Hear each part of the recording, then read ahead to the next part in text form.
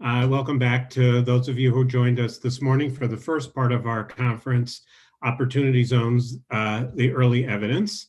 As I said this morning, but I'll repeat in case there's any newcomers, Opportunity Zones are an innovation that was enacted in the 2017 tax bill. It's a subject of great interest to me. I'm working on a book on Opportunity Zones. And our goal today is to just try and bring together some of the research that's being done, mostly empirical research, to give us some indications of what we can see in the limited data we have, and to give us a template for how we can evaluate opportunity zones as we get more data, as I hope we will. For people in the Zoom room, if you want to ask a question, you can raise your hand or put it in the chat. If you're watching online, please feel free to send us an email at events@brookings.edu, or you can use Twitter, #OpportunityZone, if you want to ask a question. Our plan for this afternoon is as follows. We're going to start with a couple of case studies, one about Washington, D.C., and one about West Baltimore. Each one has a discussant, then we'll take some questions from if there are any. And then at 2:30, we'll turn to four papers actually, on the property price effects, both commercial and residential. So our first presentation this afternoon is titled, "Was Gentrification a Factor in Designation of Opportunity Zones?" A case study of Washington, D.C. And we're fortunate to have Haydar Kurban from Howard to present work that he has done with his colleague at Howard, Bethel Cole, and also Charlotte Odebor of the DC Office of the Chief Financial Officer. Each of the presentations will be about 10 minutes, and I'm hoping the speakers can keep to that. Then we'll have 10-minute discussion, and then we'll repeat that, and then we'll go to the audience. So with that, Haydar, the screen is yours. Okay. Yeah, good afternoon. Sorry for this glitch. This paper, as you know, is a joint paper with myself and Charlotte Odebor and Bethel Cole. Bethel is a graduate student in the department, and Charlotte is one of our PhDs, former PhDs. She works at the DC Office of the Chief Financial Officer. This is a work in progress. We just started, and our results are preliminary. Just let me say that. And we also have RA research assistant Gauri Gautam, who really helped us a lot. So this paper is basically, we are looking at two questions. One is that was gentrification a factor? In other words, was gentrifying neighborhoods, right? They had more likely that they would be designated as OZ, they will get OZ designation. That's the first thing that we kind of look at descriptively. And the second question is that we're going to focus on DC, where we have more data, more detailed data, to see that which neighborhoods might get the investments and so on. So okay. So opportunity zones, it's the rules they were pretty broad and flexible. Because of that, more than 50% of census tracts were eligible for the OZ designation. And as we've seen in the morning, there's a political process. The governors had a lot to say, which census tracts are going to get the designation, and also city politics. The local politics was also important. So as a result, there might be, because as a result of this political process, the gentrifying or early gentrifying neighborhoods might get a preferential treatment, or they might be preferred because the gentrifying neighborhoods are associated with higher returns for investments in businesses and real estate. And again, this morning we saw something else, is that a big chunk of the investments so far are in real estate and in those along these lines so far is happening. So which means that it is a very important question. And so the next one is we are using the data from different sources. We are looking at the 100 most populous metropolitan in the United States. And the data for this American Community Survey, we use that data. We look at the changes between 2010 and 2016. And for DC, we have access to DC government's individual income tax and real property tax administrative records. We have for more years, but today we will present just our results for 2011, 12, 13, 14, and 15, because we're just, these are preliminary results, and to see that what happens. We also use another data set, which is residential and business vacancy data from the U.S. Postal Service. We use this data to kind of to see that, where with the vacancies, to use vacancies as a kind of a sign of the, housing or business or real estate markets. And also the data on opportunity zones from IRS and Urban Institute. For gentrification, we are using an indicator that was used by Card and others in 2008. And here we're looking at the change in the adult college, in the rate of the adult college rates in the census tract. So adults, so population over 25 who have college degrees T+1 minus in the previous years and divided by the base year. So this was kind of, the reason is because it might be a better measure of gentrification, because the change in the housing cost, housing prices, rents, usually it comes later than the change in the demographic. So that's why we are using this measure as a measure of gentrification. So the next one is so our contribution is, first we're looking at the census tracts they received OZ designation in 100 most populous metropolitan areas. Whether gentrified ones were preferred, they had a better chance that to be picked. And then we're going to focus on the 116 DC census tracts in DC that met OZ eligibility criteria. Of these, 25 of them were chosen as they received the OZ designation. So, sorry, next one. So here we look at the gentrification measure, right? The mean and frequency here, and the percents are presented in this table. This is of the 100 metropolitan areas, most populous ones. We see that the mean gentrification rate in the designated ones is not particularly bigger than the others. In fact, it's kind of smaller. So here it doesn't show that. This kind of the first measure. The second measure is here we have in the next one we have now we compare the gentrification rate, based on the change in the gentrification rate in the non-gentrified, and in eligible and designated OZ tracts. Here, again, the OZ designated census tracts, they do not have higher, rate of gentrification, 26% versus 29 above average. Here, average, we mean that the change in the college population rate was equal to 2%. That's kind of the average. The next one. So here we look at DC and we see the similar kind of patterns. We don't see that, the designated census tracts, the OZ designation receivers, they don't have higher kind of, particularly they're not more gentrified than the others.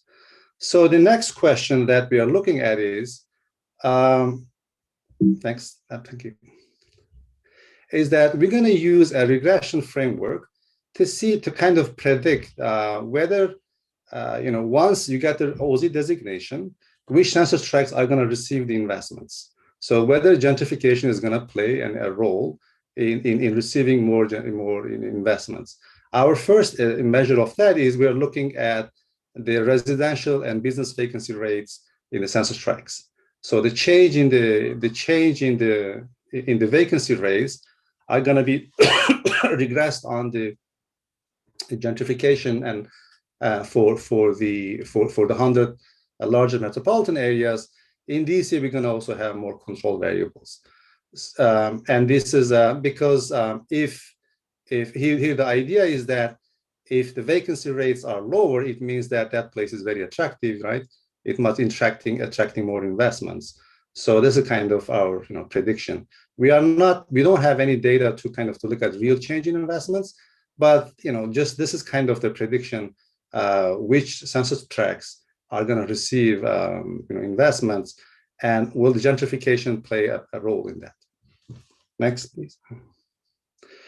And here we have the first results. Here we have our dependent variables in residential vacancy rates.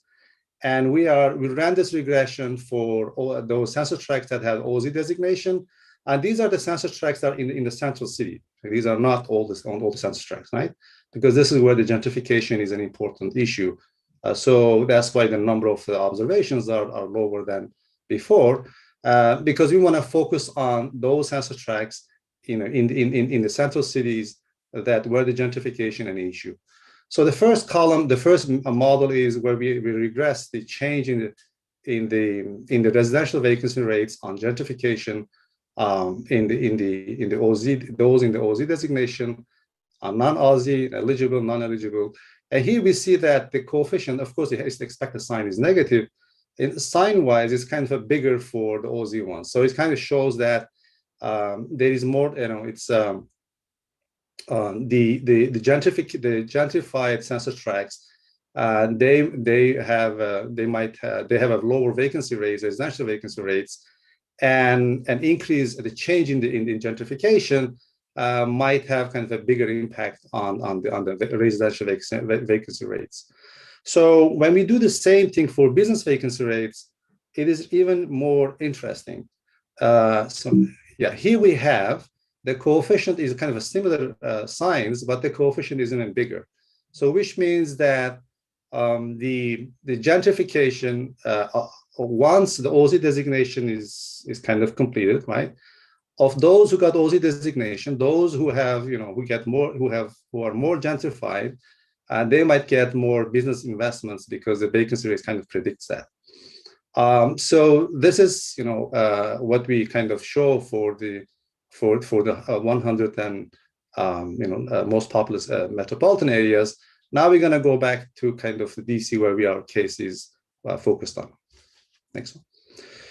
So in DC, here we have, this is between 2011 2015. This shows the change in gentrification. The map shows that. And the black dots are where the OZ census tracts are. These are, there are 25 of them.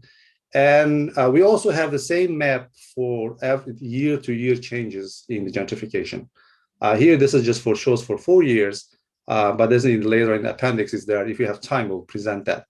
So here we see that there are some, census tracts, some OZ designated census tracts. They are in the places that where gentrification is very high, and some of them are not. This is the yellow lines. But they are surrounded, they are very close to the gentrified neighborhoods. So which means that they might be, there might be some spillover effects when in the investments because of where they are located. Next one, please. So here, so in the next, so here what we are doing is that we are looking at year-to-year changes in 3 things. One is the change in gentrification. This is our gentrification measure. This is 2011, 2012. And this is where the density functions are showing that. The second one is we have kernel density graph of the movers to these census tracts, and those are moving in and out. And here the first graph is showing for the movers with the income in the 25 percentile or below, for 2011, 2012. And what we are seeing here is that the move out share is a little bit higher than the move in. And this is kind of what's kind of a sign of gentrification, right? That is the lower income, incumbent residents are living in the neighborhoods. The next one, please. So second, we have the higher income, 75 percentiles and 75 percentiles and above. Here we see that they are moving in with the way higher rates than they are moving out, and which means this is kind of shows that is gentrification is covering a lot of neighborhoods in DC, impacting a lot of neighborhoods. And if you look at the difference between moving in and out, here we see that there are proportionally, right, more higher income moving in than living, and that difference is bigger for the higher income. Next one, please. This is And for then here we are presenting another graph for 2014, 2015. Notice that what happened here is that the gap between moving in and out increased. So which means that there is more displacement is going on as we move from 2011 to 2015. And then also the central of the gentrification measure is kind of moved to the right. So which means that gentrification is affecting more neighborhoods. Displacement is happening at the bigger scales because proportionally more lower income are moving out than they are moving in. And then for the same year, we are looking at the for the same year we're looking at the higher income. Next one, please. And as we see that again it's the gap is increasing because we are comparing. We're looking at the proportion of the people, the higher income who are moving in and moving out of the neighborhoods, in these neighborhoods, and their gap is kind of increasing. So which means that there are more people are moving in than moving out, and relatively over the years the gap is increasing. Okay, next one, please. So here what we do is that we have another piece of information. Here what we have is we have permits. And for DC, we regress the permits, number of permits in census tracts on the demographic variables, some economic variables, and we also regress them on the vacancy rates, business and residential vacancy rates.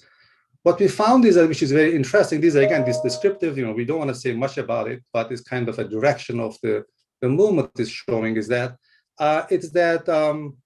the average vacancy rates, right, they are more significant, and the coefficient is consistent, over the regressions when we are doing some kind of a robustness checks, and the size of the coefficient is 0.649. It doesn't change much.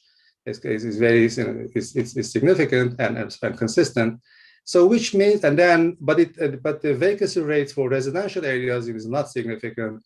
And the coefficient is kind of similarly consistent, but is not significant. So which is kind of interesting because it shows that there is more action, right? There is more action in terms of the construction permits, right? That is happening between the business vacancy rates and the permits. So if we want to kind of say something about the direction of the investments to the neighborhoods, which shows that gentrification seems to play a role in which neighborhoods will get the investments, and the permits is kind of it's a real kind of indicator of where the action is happening. Now this kind of brings back to what Tim Bardi kind of made the comments earlier on, is that it seems like gentrification is playing a role here, which neighborhoods are gonna, get the investments and so on. If that is the case, then what is the benefit of OZ designation? Right? Is it, who's gonna get the benefits? Are it gonna be a lower income residents or the residents that are moving in, more higher income? This is in case of DC. And this is kind of presents a very interesting and complicated picture. So just to conclude, so in the selection, it appears that gentrification, we don't find it played a role, right, in selection process. But there is a kind of a relationship between gentrification and business activities and residential, business and residential activities as measured by the vacancy rates. So in DC, most of the OZ designated census tracts, even if they are not gentrified, they are right next to the gentrified census tracts, and they might attract investments because simply they are, next to those places. And this might be kind of a future, the next round of gentrifying neighborhoods.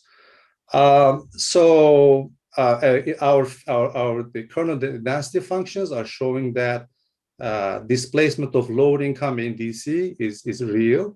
And it was more real in the places that, because we present the picture that we have, gentrification and the movements of populations together. And over the years, more high income moved in, less of them moved out, and more, as the year passed, more lower income are being displaced because more of them are moving rather than those who are getting into neighborhoods. So this is, if we have time, David, I want to kind of show another one, but if not, I can stop here. Up here.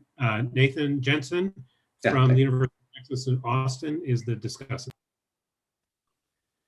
Great, thanks. Can everyone hear me here? Thumbs up. Greetings from Austin, Texas. We have power and water now, but unfortunately we have electricians here. So if I do somehow get cut off, I apologize. Very excited to be part of this conference and this paper in particular, because I think the value of not only a case study of DC, but participation with people from DC government. I mean, that's incredible. And I think that's a great model. And it's nice to be later in the conference where we can think about how this fits the cross-national empirical papers. So how a case study complements these existing studies. I wanted to just make three kind of broad sets of comments, questions. One is the research question, one on the research design, and then a third mostly on the case study. The question I often have with the OZ research is, what are we trying to explain? I've heard multiple people call it an experiment. Are we trying to look at a policy that's applied across all states and use it as a way to understand state politics and governors' allocation decisions? This is a great opportunity to do it, although we do have to be modest to say this is unique for many other policies. In particular, not only is it federal government's paying for it, but it's an allocation where you literally can only select so many zones, and that doesn't apply to all. If we're thinking broadly state policy, but there's kind of interesting experiment to be done here, and the Lester et al. Paper in particular is interesting, where professionalization seems to really shape this, and we could think about more broadly how that applies to government policy. This is an OZ conference, so I'm guessing you guys don't care about that. I'm a political scientist. I do. You're interested in opportunity zones, but even there, I'm kind of interested in what is the question here, or maybe what is the theory? What do we expect governors to do theoretically when selecting opportunity zones? This question, is it gentrification? Is it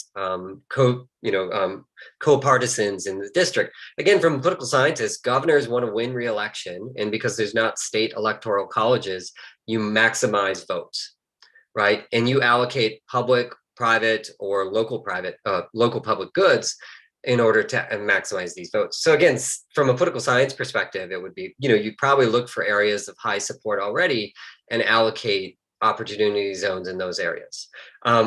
So the point is, again, it would be useful to start with more of a theoretical model of why do you think gentrification? I actually think gentrification is a good place to start, but the theory is actually the reason we don't have data, right, on this project can also, or the implication of us not having data means that the media doesn't have that much data. There's not as much credit claiming by governors. There aren't as many ribbon cutting ceremonies. Look at the OZ project that I brought to this district. So my gut is that this isn't a very effective way to take credit electorally. It's more likely to be driven by special interest. Right. Again, that's the political scientist in me. And that's where I would think gentrification would be, it's developers looking for already great areas to develop will push for opportunity zones. But I think more clarity on the theory and expectations rather than just in the gut, we don't want this to accelerate gentrification. I think it'd be really useful to step back. And again, different papers have different elements of theory, but that would be really an important first step in many of these papers. The other is that, I keep thinking in my head, like, what do we really expect politicians to pick? Do we expect them not to pick any gentrifying zones? Do we expect them? Honestly, think of like a matching, like you have two districts that are exactly the same and one of them is your buddy. Of course, the politician, and your buddy being, again, a campaign contributor, a co-partisan, but rarely is that. I think the more interesting question is, are they actually taking zones from what would be good zones to allocate to and allocating towards gentrifying neighborhoods or politically connected neighborhoods, right? Again, theoretically, I'd like to hear more about the choice. The example that I have in Austin here is our city asked for 4 zones in what I think were probably pretty good selections. And they got, I forget if it was 11 total. And the ones that were added on top by the governor's office were terrible zones. This is around our major manufacturers, Samsung, around a race truck that's already developing. One of the most gentrifying, Brett can look at some of this data and say, yeah, that's a bad zone. The point is, again, theoretically, is it that we gave too many zones for governors to allocate? So once they actually covered the good zones, they started allocating on other decision metrics. Again, that's a long way of saying, I'd like to hear more theoretical perspective on what we honestly think governors are doing in particular with this program. Getting to the research design of this project, I sometimes have taught MBAs, and the MBAs are the most direct. They're like, why don't you just ask people? And this is Brett's point earlier, like, how did governors select zones? Why don't you ask governors, right? And again, that may not be a feasible research strategy, right? But again, it's at least a good starting point of how exactly can we figure out how these allocation decisions were made. And this is where in the DC case study, I kind of had hoped that there was more background on DC's actual allocation decisions. Some states were very open on their process. Again, as most of you know, there's data as well in some states. So an empirical project on, say, California zones, where they collected systematic feedback, and you can get this through a public records request. Other states making a very clear geographic distribution of zones. And again, you saw a few of these examples in the Lester paper. So I think the one concern I have as a political scientist, we're like, 2 steps removed from the actual allocation decision. We're looking at the allocations and imputing what we think these decisions, how they were made, but we're doing it without a clear theory of the decisions. And I think we're not doing it with a direct measure of the decision. That sounds like a very super hypercritical point. I do work on incentives. And again, sometimes we're constrained by what we can do, but I think either closer to the actual decision, again, this is where the DC case study could be incredible, or more on the theory, and the theory exactly on how these are allocated. That's, kind of the part of the research design. I was curious about the context of the DC case study. Why this case study, and what's the external validity? How does it fit in the distribution of other cases?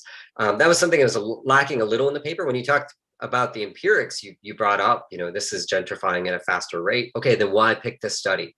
Is that does that tell us something more about the other cases, or is there something very particular about DC? Also, the participation, I'm sorry to say this, by DC on this makes me guess they're already a better actor. So when you get willing participation by government agencies in program evaluations, again, my God, as a political scientist, they have less to hide than some of the other states. And again, that's just in the context, when you talk about the results and you talk about this DC case study, what does it mean? The other thing, again, I think it's important as an academic, case selection is important, because we're adding value, I think, to this conversation. And there was some, comments earlier about the media looking for negative stories, often with like a billionaire involved, right? And then you see proponents of the program looking for positive stories, and they're bringing out. And can talk about a single case, but I think being as analytical as possible of why that case is useful, I think adds even, again, more value. We're not cherry picking a case because it tells us what we wanted to know. We're picking a case because I'm sure most of you all know this here, but it's always a useful thing, especially such a rich case study with involvement from the DC government. I just think it's an incredible opportunity for you to situate yourself in this broader literature.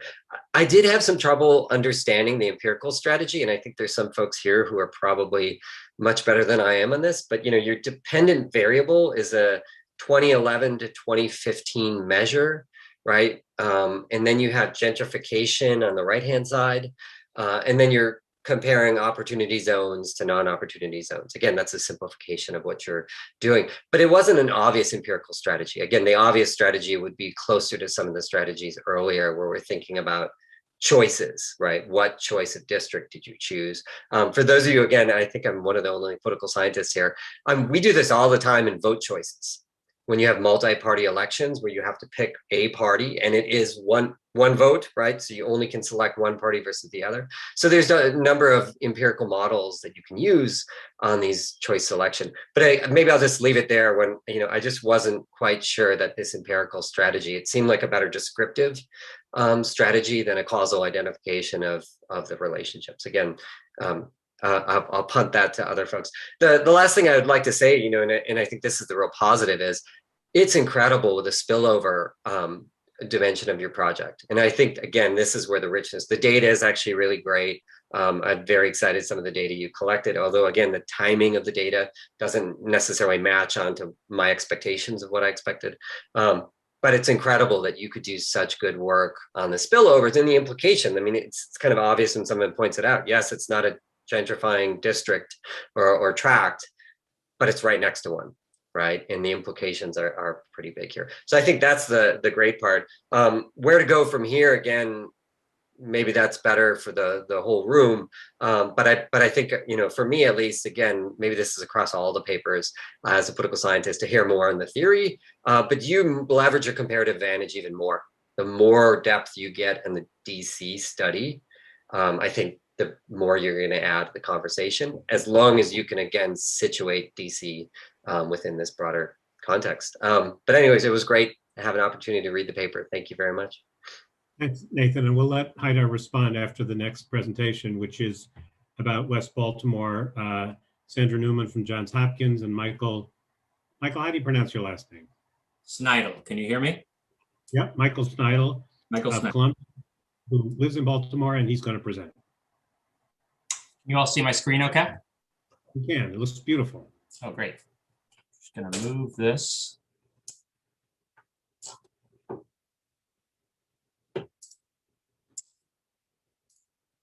Great.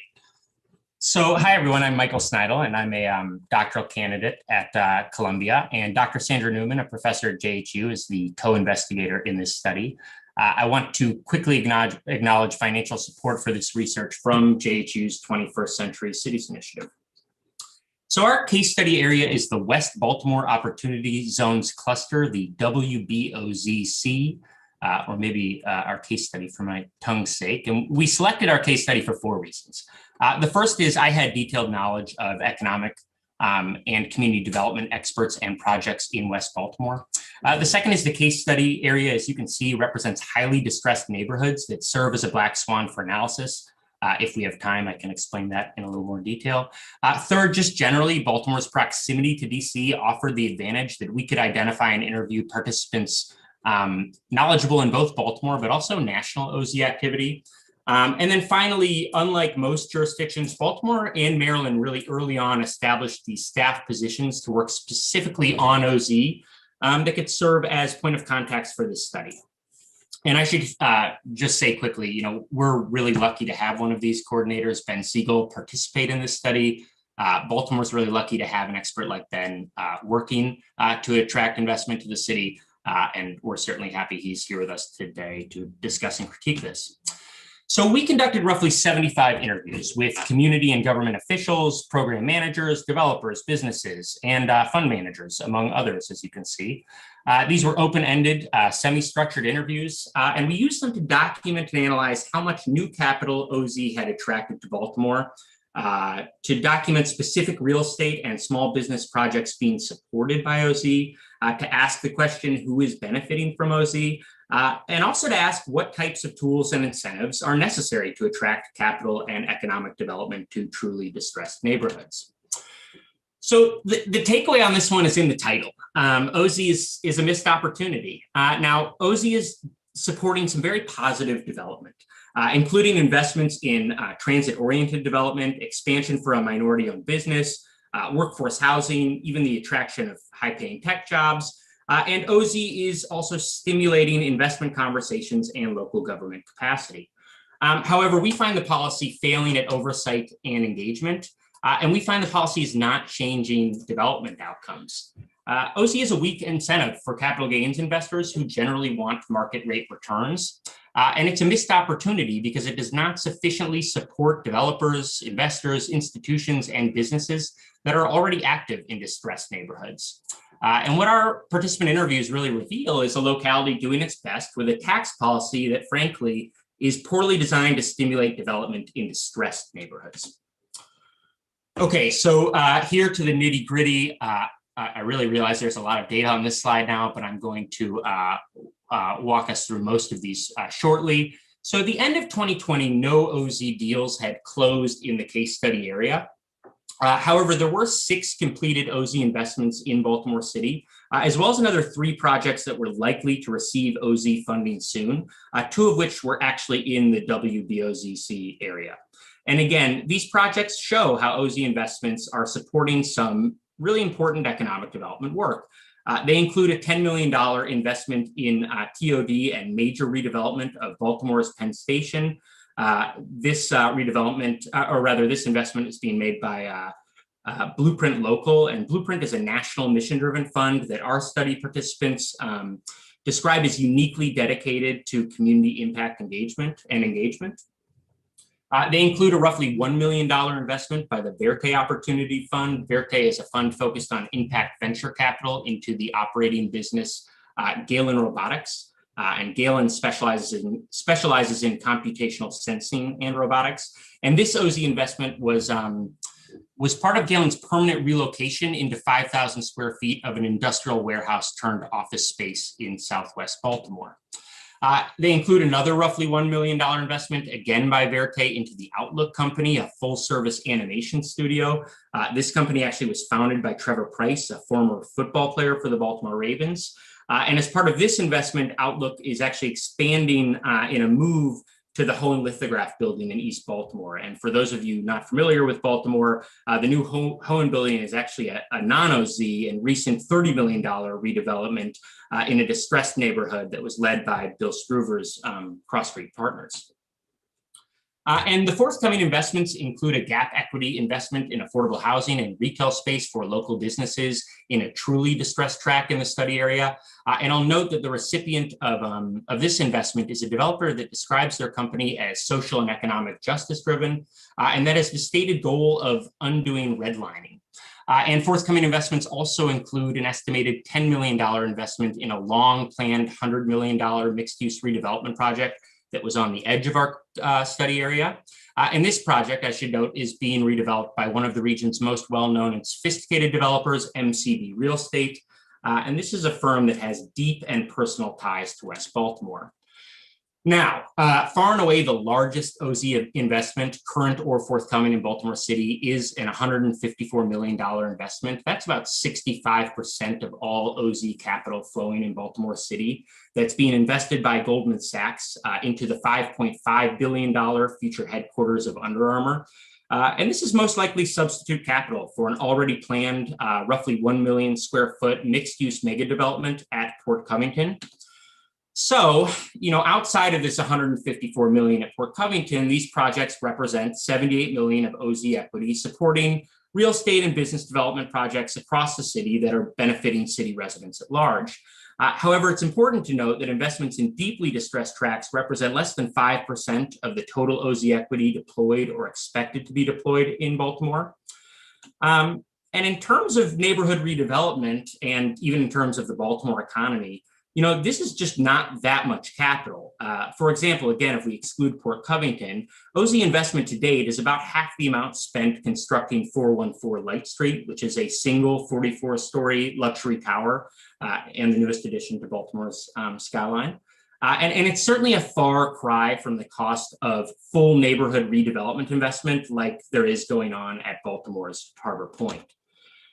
And yet, we find Baltimore to be performing reasonably well with the OZ tax preference. If you think about this in terms of the country's development economy, 3 years of this policy has basically produced roughly 1 Hudson Yards development spread across the country. And Baltimore's relative success is thanks to this funded and dedicated government staff, as well as a few sophisticated developers committed to community development, and a few mission-driven financiers that are basically all bending over backwards to leverage a tax preference that wasn't well designed to spur development in distressed neighborhoods. Okay, so now the West Baltimore story in greater detail. So the greatest benefit of the OZ program is its ability to stimulate new investment conversations and put Baltimore on the map for a new set of investors. We documented over 50 funds that had connected with Baltimore City and or individual businesses and projects. And as many as 80 projects were exploring OZ as an investment source. Related to this new ecosystem, we found OZ was creating a new organizing structure in which the local government engages in development. In Baltimore, development capacity included the creation of a development prospectus, That's a marketing document that the OZ coordinator pitches to developers and investors. And at the state level, this capacity includes an interactive website portal, the Maryland Information Exchange, where OZ actors can locate projects, information, and contacts about the state's economic development activity. However, while Baltimore made good faith efforts to track OZ development and to connect communities to OZ, we find that OZ policy fails at oversight and engagement. Our participants explained that OZ is a sufficiently complicated economic development tool that, in addition to basic tracking, which has been mentioned several times today, the policy requires federal funding for education, engagement, and technical assistance. And while OZ is stimulating these new conversations and interest about investing in Baltimore, this is not actually materializing into new outcomes for distressed neighborhoods. And we find several reasons this is the case. First, most OZ investors demand market rate returns between about 10 and 16%.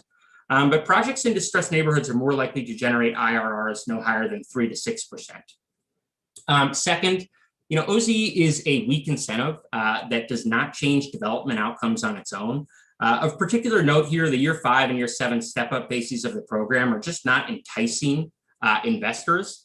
And OZ is considered and it's used as a gap equity source that does not determine the fate of a project or stimulate entirely new development. We found government subsidy programs and or federal new markets tax credits to be more important sources of capital to spur development in distressed neighborhoods. Third, OZ fails to incentivize investors and institutions already investing or at least interested in investing in West Baltimore who do not have access to capital gains dollars. These include small businesses, developers, and CDFIs, but they also include large institutional sources of capital like university pensions. And then finally, I'll just say OZ suffers from design failures, which include poor selection criteria, which actually force localities to select places like Port Covington that don't require incentive, failures to create or embrace a planning or market-making processes that can prepare distressed markets for future investment, timing issues around capital deployment, and really an inattention to the relationship between appraisals and other development criteria that are connected to the racist and segregationist practices that devalue these neighborhoods in the first place. So, all that said, OZ requires some serious restructuring if it's going to stimulate meaningful investment and deep investment in distressed neighborhoods. And we propose 7 changes to the program. These include instituting reporting requirements and removing contiguous tracts and tracts that should not have qualified for OZ eligibility. These are recommendations that have come up today, and they've been made by most early serious studies of OZ. And Congress really needs to stop delaying action in order to prevent possible waste, fraud, or abuse, and certainly to stop the perception of it. Our next recommendations require deeper analysis and the convening of development policy and legal experts. They include federal grant support for education and engagement around OZ, deepening the step-up basis incentives and aligning infrastructure investments, as well as a federal guarantee pool to stimulate development in deeply distressed neighborhoods. We also recommend Congress incentivize CDFI bank lending capacity and add CDFI oversight to OZ. And finally, and most drastically, we recommend expanding or even substituting the OZ capital gains tax preference to include a refundable tax credit for community-based actors that invest non-capital gains equity into deeply targeted tracts. Throughout the study, we repeatedly identified doctor and dentist dollars, individual businesses, and small developers that were emotionally connected to and already working in West Baltimore. We also identified larger capital sources, again, like university pension funds that operate in and around distressed neighborhoods, but often invest in primary or foreign capital markets. Now, these actors were given tax preference. They are much more likely to invest patient capital in distressed neighborhoods than the holders of capital gains dollars. And this is the missed opportunity of OZ. So with those recommendations, I will conclude our West Baltimore story. Thanks. So we're lucky to have to respond Ben Siegel, who the aforementioned hero of opportunity zones in Baltimore, who was responsible for all their successes and most of their failures. Ben. Thank you, David. Sorry about that. That was unfair. Great. Can you guys see my presentation? We can. Okay. Well, great. Well, thanks, David. Thanks for having me, and thanks for doing this really important conference today. And let me just thank Michael and Sandy for the paper. And just the first point I want to make is that I don't want to minimize, the value of Michael and Sandy working on this paper. And kind of as a side benefit for me, just having Michael as a thought partner around opportunity zones and around our strategy has been really critical to our work. And Michael's also been helpful in my data collection efforts as well. So having a researcher, taking a close look at our opportunity zones and our projects has helped me collect some data that I hadn't previously collected on some of our projects. So again, my name is Ben Siegel, and I work with the Baltimore Development Corporation, the city's economic development agency, where I serve as the Opportunity Zones coordinator. So in terms of just taking a couple of minutes here as a discussant, I wanted to, I'm not going to necessarily kind of respond to, kind of individual points within the paper. I thought it was, a good job. I thought Michael and Sandy did a fantastic job of speaking to a wide range and a diverse range of folks working on opportunity zones in Baltimore. And what I thought might be useful, I just have kind of two maps that I wanted to present in my couple minutes, is to kind of take a step back and present, not necessarily the individual transactions, but more about, at least in Baltimore City, how we've approached opportunity zones as a tool in the toolbox related to, some of our key goals.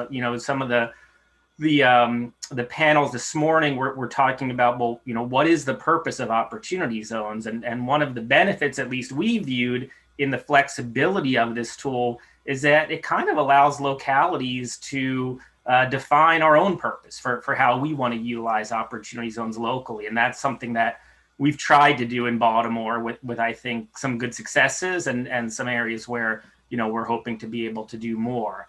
And I think going in, one of the things that we've recognized is that opportunity zones, opportunity fund investments can't work and aren't supposed to work, we don't think, as a replacement to new markets tax credits or as a replacement to low-income housing tax credits or, CRA investments from banks. Really it's another tool that we can use to further our goals in several key areas. So what this map is intended to reflect is looking at some of these transactions from the paper that Michael just addressed in the context of our broader strategy. So for us going into opportunity zones, we had kind of three main strategies of where we wanted to look to attract additional flexible private investment into key strategies for our community and economic development efforts. So one is around anchor institutions.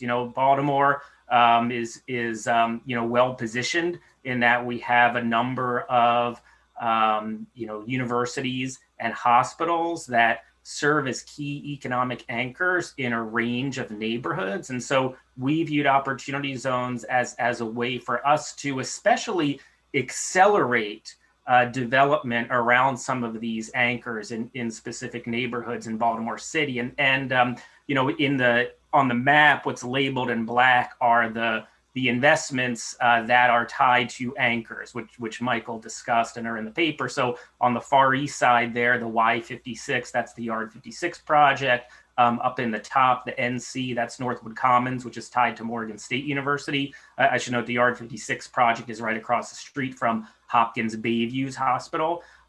In the kind of central area of Baltimore, the PS is Penn Station, the Amtrak station, which is also anchored there by University of Baltimore. And then the PY is the Prosper on Fayette, which is anchored by the University of Maryland, Baltimore. And so in all of these cases, I think for us, what opportunity zones have helped out is that it's part of the capital stack, right? So, these are large projects where opportunity zones are a critical part of closing a capital stack and helping a project move forward at a greater rate than it would have otherwise. Now, would these projects have happened without opportunity zones?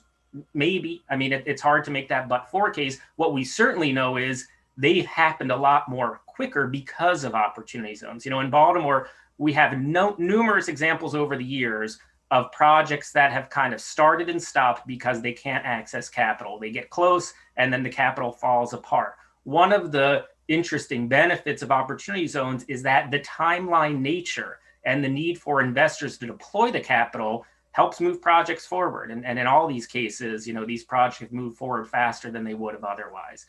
Secondly is that, we viewed a key, goal of ours with regards to opportunity zones as a way to attract more venture capital into Baltimore. The city of Baltimore has some strong kind of economic foundations around startups and around business development in our universities and in some of our business growth areas. But Baltimore struggles to attract venture capital, especially compared to DC down the street from us, and obviously, the New York area, and the Boston area. And so, we view this especially as an opportunity to attract VC from local investors, who in many cases, local investors based in Maryland are sending their venture capital investments outside of the state. So we wanted to try to take advantage of that. And the two examples in red here that Michael mentioned, the Galen Robotics, the Outlook Studio, in both cases, those were investments that were made by a Maryland-based investor. And in one case, it's a Black-owned business that this is one of their few venture capital investments they've been able to access. And in the Galen Robotics case, it's a company that relocated to Baltimore from Silicon Valley. I mean, for us, that's a great story. And, they're going to be creating over 125 jobs in the next year or two. And then the final piece, and what I'll just kind of end on with my last slide, is that we've viewed opportunity zones as a key input, as a key tool to help further our community development strategies in Baltimore. And so the kind of approach that we've taken is that we've been very intentional in the past few years within Baltimore in developing kind of longer term community development strategies in key impact investment areas. A couple of years ago, kind of coinciding with opportunity zones, the city put out a new era of neighborhood investment, which is basically a framework that we've created for community development and community development investment.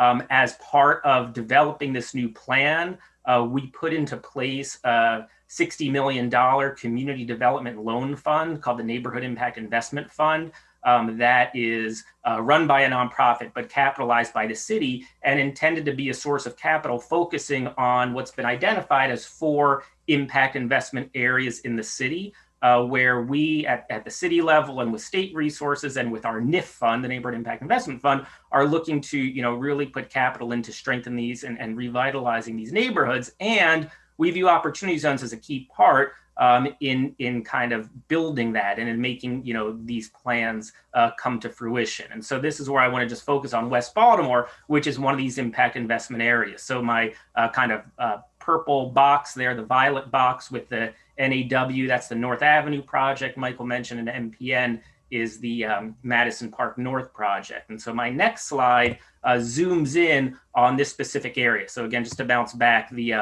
this square here and the blue are the opportunity zones is now kind of zoomed in right here. So here's the Madison Park North project, and here's the North Avenue Workforce project. And what I want to point out here is that this is a map from our community development framework that the city put out a couple years ago, and where we are taking a very concentrated approach in strategically utilizing city and state dollars to help revitalize a neighborhood and to build a strong live, work, learn, play neighborhood. And what the numbered circles here show you are key projects within this neighborhood where the city and state are invested. So 3 of these projects are affordable housing. One has a home ownership component.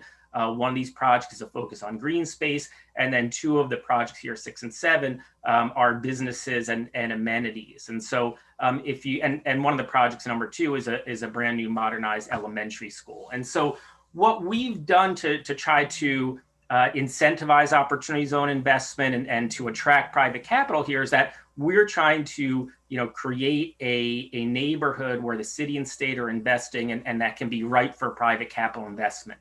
Another key part of this is aligning infrastructure investments. So the two projects in violet here are along North Avenue. The city has leveraged a $10 million Federal Department of Transportation Tiger grant to make major improvements to this key east-west thoroughfare across the city. And as a result of all this, we have found that opportunity fund investors, private capital wants to come into this neighborhood. And these two projects, the North Avenue Workforce Housing Project and the Madison Park North Project, are both examples where private OZ capital is coming in. And what it's doing is that it's combining with the public resources that we've put in, and it's helping to kind of complete the development and the revitalization of this neighborhood. And what we're hoping to see in the coming years is on this map, kind of in the bottom right here, a lot of this yellow area. These are areas where, we are inviting, the private market, private capital to come in and to, assist with the revitalization into helping make this neighborhood a mixed income neighborhood. And I think one of the key things that we've been trying to address to recognize that the challenges relating to gentrification is that as we're letting the private market, come in and help support a mixed income neighborhood here, we're also mindful that we need to continue a focus on building affordable housing, both ourselves, and that's kind of the 1, 3, and 5 projects, as well as with the Opportunity Zone project. So the North Avenue Workforce Housing Project will have 50% of the units at 50% area median income, which is obviously critical. And so, just kind of concluding here for us, the opportunity zones have been a critical tool in our, citywide community economic development strategies. Certainly agree some of the points that Michael has raised in the paper and Sandy in the paper would really be useful for us. For example, opening up to other forms of capital that can be used and receive the benefit. That is if we can make it broader than just capital gains, that would help, we think, attract more capital and more equitable capital. And then agreed that, any assistance that can be provided on the technical assistance front, on help with outreach and community engagement is also key. The city has put a lot of resources, both our own, and we've been able to attract some philanthropic dollars to do our own versions of technical assistance and community outreach, but certainly, more could be used there. For us, we're optimistic that, with some changes, opportunity zones can continue to help us implement our strategies. Thanks, David. Great. Thanks. So for people who are joining us, we're a little bit behind schedule. I just want to allow at least a few minutes for conversation if people have questions about either of the DC gentrification or the Baltimore presentation. I don't see any at the moment. Let me just ask first, Haidar or Bethel or Charlotte, do you have any brief response to what Nathan had to say? Don't feel obligated. Yeah. No, okay. So let me say one thing. I think these are great comments. Let me just start with the DC government involvement. Now, Charlotte works at the tax revenues office. I did reach out to DC government because the mayor's office was mostly, involved in this, and they really helped me to connect me to the people who were kind of, in the process of OZ designation. And I had a few, exchanges with them, but these are informal, so I can't, put them in the paper yet because it's just, But it seems like DC is different than some other places because DC governments also give some incentives on top of the federal incentives, and that is kind of something interesting. The second thing is that they are also encouraging people to invest in the projects that DC government thinks are important. So this is kind of another thing, but I don't have the data yet, and that's why I did not include in the paper. On the issue about the theory of gentrification, I mean, we didn't kind of, because the paper, this is the preliminary results, and this is, we have been working on this project for like 3-4 months, but it's kind of implied we'll do that, is that, somehow the real estate lobby, right, behind the gentrification, and they are the ones. So this can be some of the interest group, theory, and it shows that, right? It shows that in the, I mean, these are kind of, very preliminary results. Even if in designation, it doesn't show that, the gentrification played a role. But when you look at the vacancy rates, which is kind of a sign of where the investments are going, it seems like gentrifying neighborhoods, right? They have a lower vacancy rates, and they might get more investments, because you can get an OZ designation, but which one is going to get the investments, right? That is not guaranteed. And I agree with Nathan, right? That is this cluster stuff that we're going to do more work on that, because when they make a decision, probably they are thinking about those clusters too when investing in a place. This is in the work in progress. But now on the issue of the external validity. I'm going to cut you off because we're so far behind. Okay. I'm sure you and Nathan can have a good dialogue. Sure. But if Bethel or Charlotte wants to add anything, speak now or forever hold your peace. Yeah. Okay. Sandra, do you want to weigh in at all in the conversation between Michael and Ben? I just have a quick thing I need to mention for DC. Although I work for the DC government, whatever I do for this paper doesn't really represent the DC government. I make sure that is stated. Okay. Yeah. I appreciate that. We actually did try and get someone from the DC government to respond with less than favorable results. Bethel? I have nothing to add at this point, but thank you. Okay. Sandra Newman, do you want to, is there anything about Baltimore we should know before we move on? You're on mute, Sandra.